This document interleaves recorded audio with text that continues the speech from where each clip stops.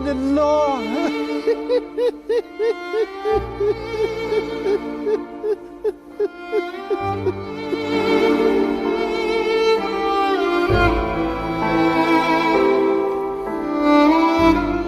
इन्ना लिल्लाह व इन्ना इलैहि राजिऊन।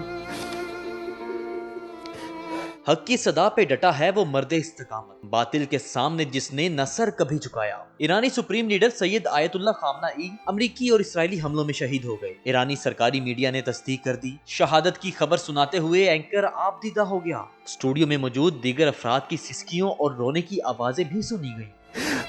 इन्ना लिल्लाह।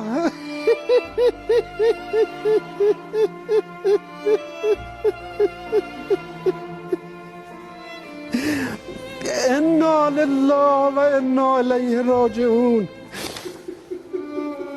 आयतुल्लाह खामनाई ने अपने आखिरी बयान में वाक़या करबला का हवाला देते हुए कहा, इमाम हुसैन रज़ियल्लाहु ताला अन्हो ने यजीद से बैत नहीं की थी। ईरान भी अमेरिका जैसे मुल्क की बैत नहीं करेगा। उन्होंने अपनी शहादत की दुआ करते हुए कहा, या अल्लाह हमें शहादत नसीब फरमा। इमाम हुसैन अलैहिस्सलाम फरमूद मिस्ली ला युबायअ यजीद, کسی مثل من کسی مثل یزید بیعت نمیکنه. ملت ایران در واقع میگن مثل ما ملتی با این فرهنگ، با این سابقه، با این معارف عالی به سردمدارانی مثل افراد فاسدی که امروز در سر کارند در آمریکا بیعت نخواهند کرد.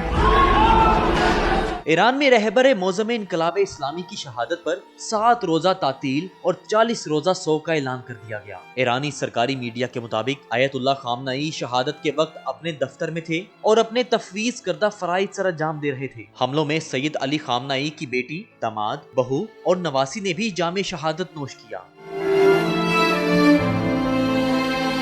अमेरिकी अखबार न्यूयॉर्क टाइम्स ने अपनी रिपोर्ट में अमेरिका और इसराइल के ऑपरेशन से पर्दा हटा दिया। लिखा, CIA ने कई माह से ईरानी सुप्रीम लीडर की नकलो हरकत और कयाम गाहों पर नजर रखी हुई थी। अमेरिकी खुफिया एजेंसी को इतला मिली कि हफ्ते की सुबह तेहरान के वस्त में वाक़ एक कंपाउंड में आला ईरानी हुकाम का इजलास होने वाला है, जिसमें आयतुल्लाह खामनाई भी शरीक होंगे।